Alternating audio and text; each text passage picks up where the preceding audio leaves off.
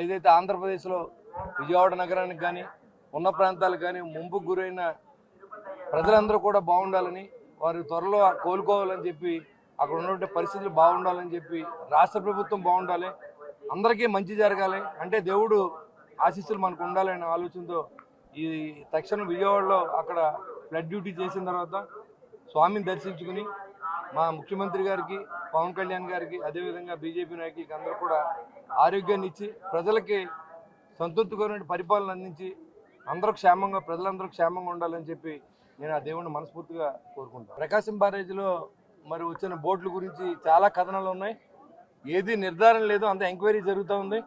దాని మీద మనం ఎవరినైనా బ్లేమ్ చేయడం, దేవుని సన్నిధికి వచ్చినప్పుడు రాజకీయాల కంటే కూడా భగవంతుని మనం కోరుకోవాల్సింది ప్రజా సంక్షేమం కోరుకుంటాం, ప్రభుత్వ సంక్షేమం కోరుకుంటాం, ప్రభుత్వం బాగుండాలని కోరుకుంటాం తప్ప ఎవరైతే కుట్రకోణంలో విజయవాడ నగరాన్ని ముంచాలని ఆలోచన చేస్తారో వారందరికీ వెంకటేశ్వర లాస్ట్ టైం ఎలా అయితే బుద్ధి చెప్పాడో అదే విధంగా వాళ్ళందరికీ బుద్ధి చెప్తాడు. కాబట్టి పేర్లు తెలియకుండా మనం చెప్పడం అనవసరం. కాబట్టి దాని గురించి నాకు పెద్దగా తెలీదు.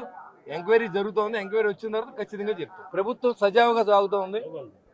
పంచాయతీ వ్యవస్థ నిర్వీర్యం చేసిన 5 సంవత్సరాల పరిపాలన ఇవాళ 100 రోజుల్లో గాడిలో పెట్టినటువంటి మహామనిషిగా మరి పవన్ కళ్యాణ్ గారి గుర్తింపు వచ్చింది.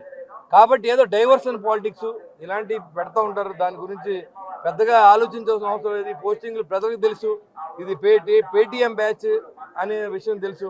కాబట్టి వాళ్ళ డైవర్షన్లో మనం పడకుండా రాష్ట్ర ప్రయోజనం కోసం, రాష్ట్ర ప్రజల కోసం పనిచేసే దిశగా మా నాయకుడు మాకు అందరికి ఆదేశాలు ఇచ్చారు.